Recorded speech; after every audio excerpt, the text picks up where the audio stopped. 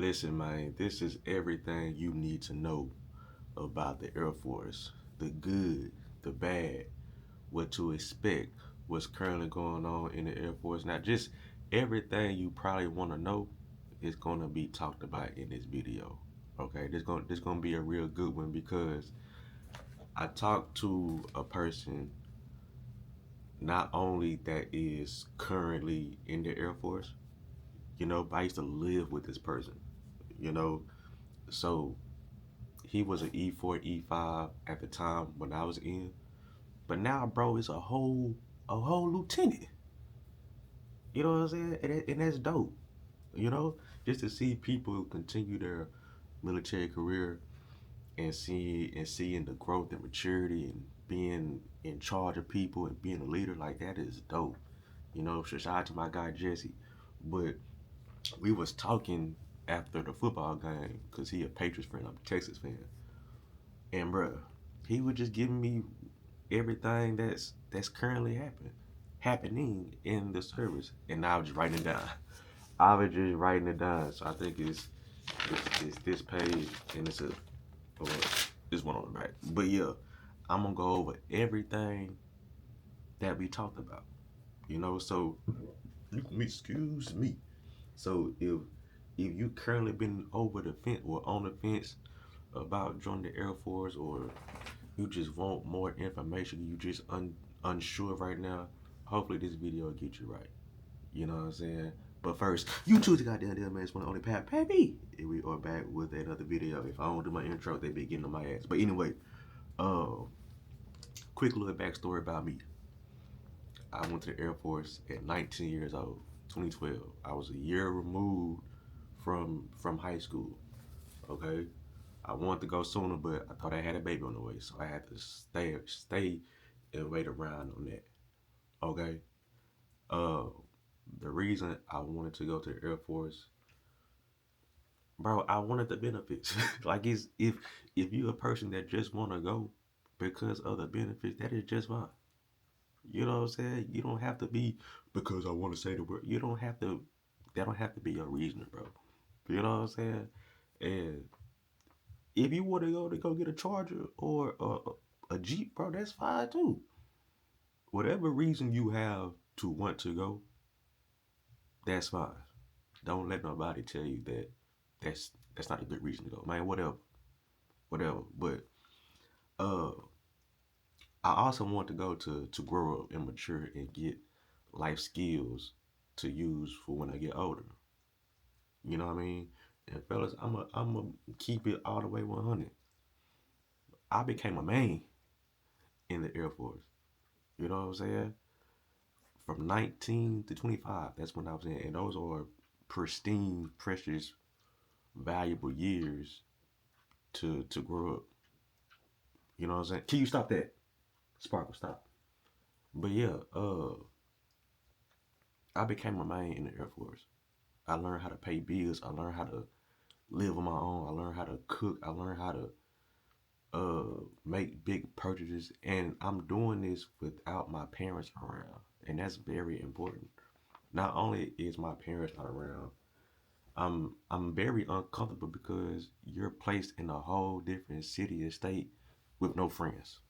So you gotta start over and meet new people, learn new people, talk to new people, and I wouldn't have got that. I wouldn't got that experience if I don't go to the military.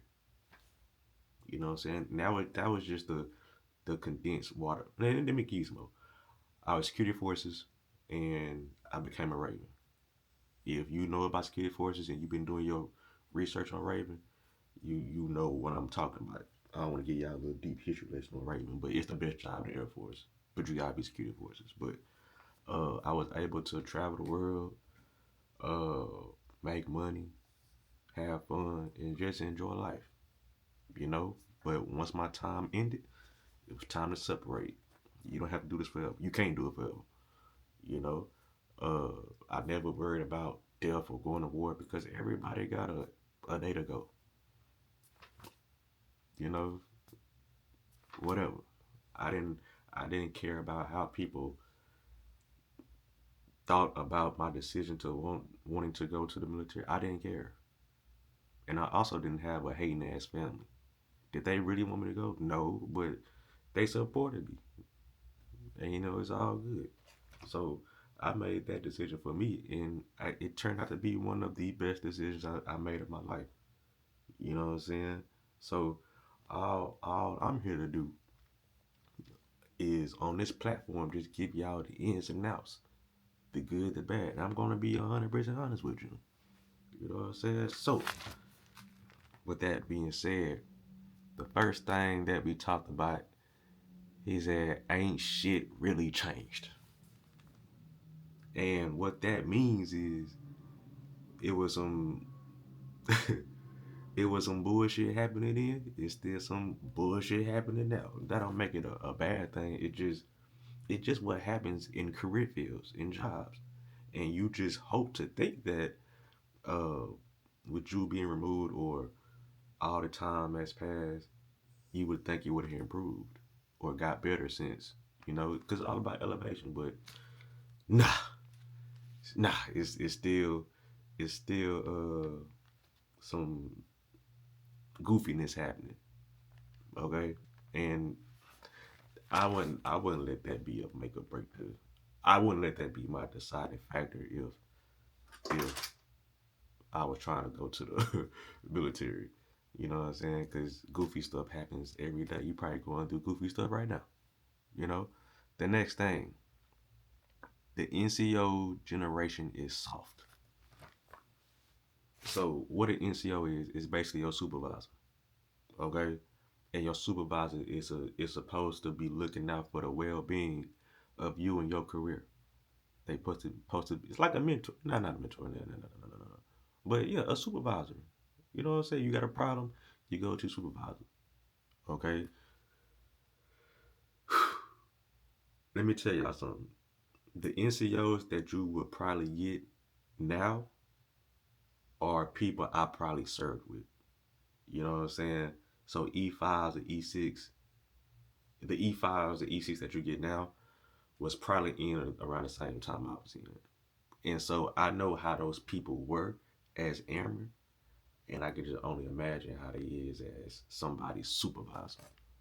And they're just like the reason that they're so soft is because they forgot that there was once two airmen. You know what I'm saying? You just didn't become a NCO when you joined the military. Like you had to go through E1 through E4, then all that other stuff. You know what I'm saying? The NCOs are soft, and they forgot they was airmen, bro. Don't make it a bad thing. That's just something you gotta deal with and consider. Well, not consider, but deal with when you're in the military. It's something you can't forget. Some of these NCOs be scared to talk to the higher ups, and you don't need that, bro. You need somebody that's gonna be a dog and recognize that just because they got rank, that they still a human. You know what I'm saying? Like you can't have no spineless NCO. Okay. Uh, word is bond, and it's not a thing no more. And it's kind of like a handshake. If I tell you or we agreed upon something and we verbally agree and we dap it up, back in the day that meant something. Nowadays, in the military, he's saying it's not a thing. And he gave me an example. It was kind of similar to what I just said. Y'all verbally agree, y'all dapped up. But in his case, he was explaining how they had agreed upon doing some type of training, and you know, for exchange of the training, it was some agreement. But when the time came, the dude that he agreed with, he was like, "Oh, you didn't send no email." And if you don't send no email in the military, that means it didn't happen. You don't have no paper trail. So it don't matter that at the fucking bowling alley or at the bar we'd agreed upon this training. You know what I'm saying? And now you going back on your word because I ain't seen no email. You know what I'm saying? And that's tough. That's tough. But some people just like being that type of person. You know, you say one thing and do something else.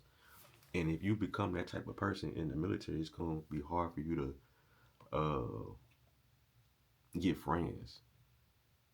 And you're gonna need friends because sometimes you're gonna need favors. But if you acting like a weenie ass person, you ain't gonna never have no friends. You know what I'm saying? The military don't change you. It just exposes who you really are. You know what I'm saying? Because they give you a uniform and a paycheck and some boots. But don't be that person. If y'all agreed upon something and y'all dap it up, let that be that. Don't be like, oh, you gotta send me email too. Nah, word is bond. You feel me? PT, yeah. PT is more serious now. You can't slack off. You gotta have that mindset to stay in shape because if not, bro, they gonna kick you out that motherfucker. I know Air Force probably got the most relaxed PT standards, but they up and up a little bit.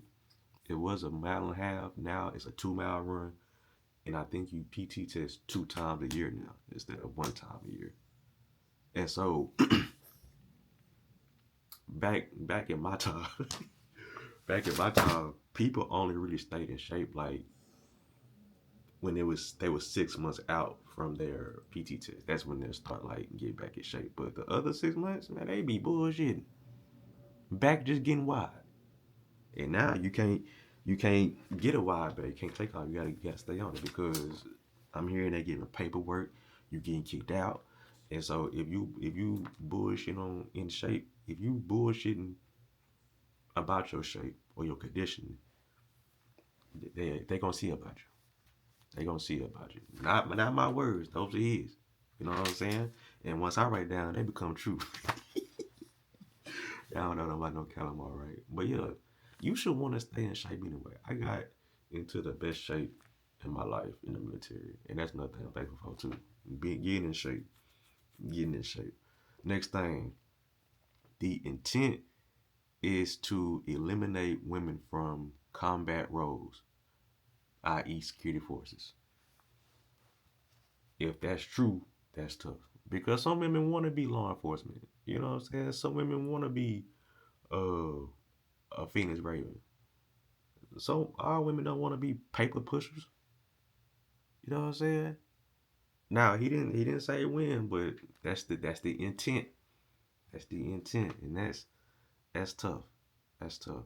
But I also kind of understand too because some women that be in these combat roles, they be scary and they just took the job because they was ready to go and this and that. Now you really got to be about that shit if you're gonna be in combat roles. Some women are, but most women not. Okay, so I agree with that, but that is kind of fucked up. But it is what it is. Next one. The military is easy AF.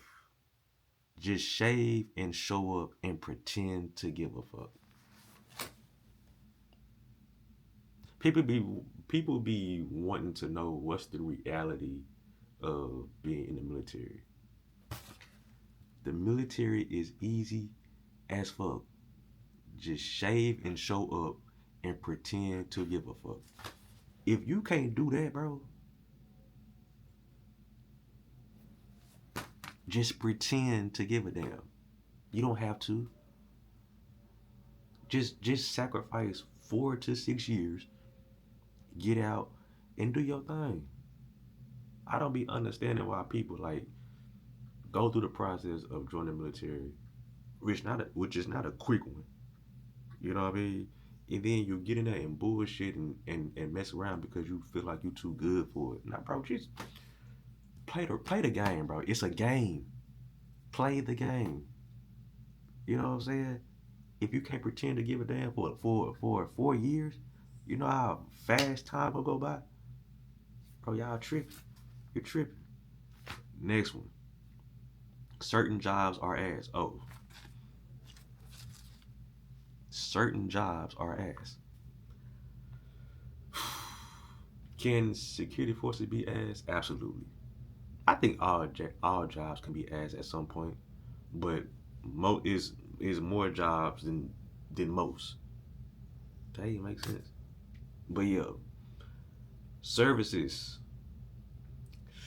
it can be asked. Uh, Crew chief, plane maintenance, that can be asked. Any job that's like really outside, it can be tough. You know what I'm saying? The office jobs, all those are cake. People may say their ass because they're boring. You're doing the same thing every day. You know what I'm saying? At least with the outside jobs, you got new things, new challenges that may arise. But for the most part, them office jobs, you doing the same thing. You pushing paper, and there's nothing wrong with pushing paper. No, let's get that understood. You get paper push for 4 to 6 years and get out and be Gucci, get your cool job. You know, but yeah, some jobs suck in the Air Force. I'm not gonna lie to you. They're boring. They're strenuous. The schedule is crazy. You working outside. Yeah. So make sure you're doing your research on these jobs and don't just take any job just to leave, bro. Do not do that to yourself. Next one. Surround yourself with people that makes moves for their career. You have to have balance because if you uh drinking every day, you're gonna lose to the person that's locked in. So if the military is something you're trying to do long term, trying to retire, this and that, you gotta surround yourself with like-minded people. Okay, don't surround yourself with people that's only here for one enlistment and that's gonna spend their money and drink every weekend, this and that. Not saying you can't hang out with them, but when you hang around people long enough, you become them, and you forget that you was in the military or you joined the military to do X, Y, and Z. But you done got around all these people, and you became one of them, and now you just get you cruising through your career while the people that you should have been around is elevating. And now you depressed because you supposed to be elevating with them, and you became a whole different person. You know what I'm saying? And that's that's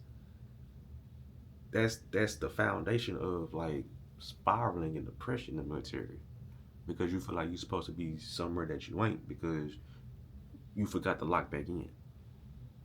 So if this is something that you want to do, bro, for a long time, you want to have some success, bro, surround yourself with people that's on the same timing as you. You hear me? All right, next one. You see who wants to succeed and who doesn't. Get a mentor, dog. And that's kind of piggyback on the last one. A mentor in the military is definitely needed. If you can, find you somebody as soon as you get to your base. Now, you're going to have to vet people out, of course, you know what I'm saying? Because you don't want to just trust any old body. But how you know you got you a good mentor is they going to see, that person is going to see a lot of potential in you. And then they're just going to kind of like put you under your wing. You know what I'm saying? And you need a person or a mentor that's not just your military mentor. You gotta have like a military mentor and a man mentor. You know what I'm saying? Because you're gonna need both. Because you're gonna be young if you don't join in your 30s. You know, so you gotta have like kind of like an extension of your parents while your parents are away. And that's what a mentor is. Well, a military mentor was for me. You know what I'm saying? Y'all become family and you learn things and you just overall mature as a person. And so mentors are definitely important, especially in the military, because a lot of y'all are gonna be going through the same stuff. And if you can go to a person that's already been in your shoes, that makes your life a little bit more easy. You know what I'm saying? Next one. Hold on. If y'all getting any good value, bro, let me know in the comments. We are 20 minutes in, and we still got a few more things to talk about. So, if y'all watching, if y'all locked in and getting some value, let me know in the comments and like the video, and hype it up too if this is a good video. But yeah, uh, if you okay, if you really want to be a Raven, get fit. No more bare minimum. You gotta get in and get out. I be trying to like tell people when it comes to Raven that this shit is not sweet, bro. Like I don't be understanding why people think, oh yeah, I'm gonna be Raven. This is a cakewalk. No, bro. You really gotta physically, emotionally, mentally want this because if you if one out of the three emotions that you need are off, you're not going to be a Raven, bro. You got to be real as fuck and certified, worthy to be a Raven. Get them four numbers, and it's not easy. So I don't care what type of athlete you was in high school. That does not matter in pre-Raven. You could bench 315, cool.